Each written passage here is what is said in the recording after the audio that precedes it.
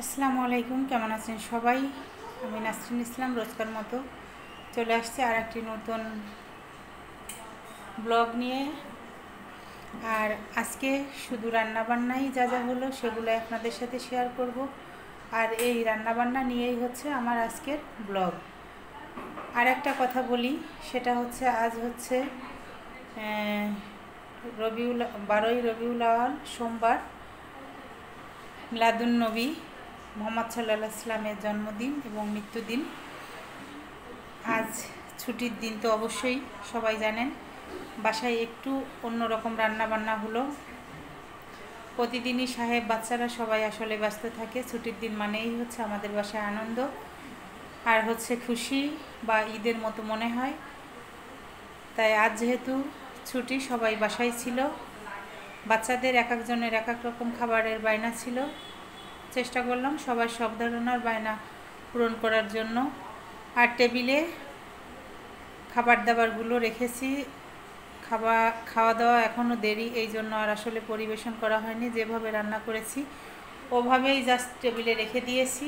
আর কি কি রান্না হলো, কি কি রান্না করলাম, এগুলো আপনাদের একবার দেখিয়ে দেই। এটা হচ্ছে করলা ভাজি। এই যে দেখেন, করলা ভাজিটা কিন্তু খুবই কালার সুন্দর আসছে, একদম সবুজ সবুজ কালারটাই রয়ে গেছে। এভাবে করলা ভাজি করলে আমার কাছে কিন্তু খেতে খুবই ভালো লাগে। আপনাদের কার কার এভাবে সবুজ করলা ভাজি খেতে পছন্দ করেন বা পছন্দ, অবশ্যই কমেন্ট করে জানাবেন। এখানে হচ্ছে এই যে ডিমের কোরমা রান্না করলাম শোলা কচু দিয়ে। আর এটা হচ্ছে ডাউল। আর এখানে হচ্ছে এই যে সাদা ভাত গরম। এখানে হচ্ছে মাংস।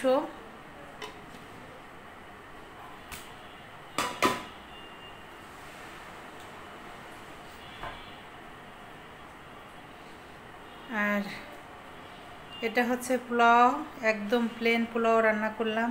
মেয়েদা হচ্ছে এই যে ডিমের কোরমা দিয়ে পোলাওটা খুবই পছন্দ করে, তাই তো ডিমের কোরমা আর পোলাও করলাম। আর সাদা ভাত হচ্ছে অপশনাল, যে যেটা খেতে পছন্দ করবে বা যার যেটা ভালো লাগবে সে সেটা খাবে। এই হচ্ছে আমার আজকের ছুটির দিনের দুপুরকার মেনু। কেমন লাগলো আমার আজকের এই ছোট্ট ব্লগটি বা ভিডিওটি? যদি ভালো লাগে অবশ্যই লাইক কমেন্ট শেয়ার দিয়ে পাশে থাকবেন।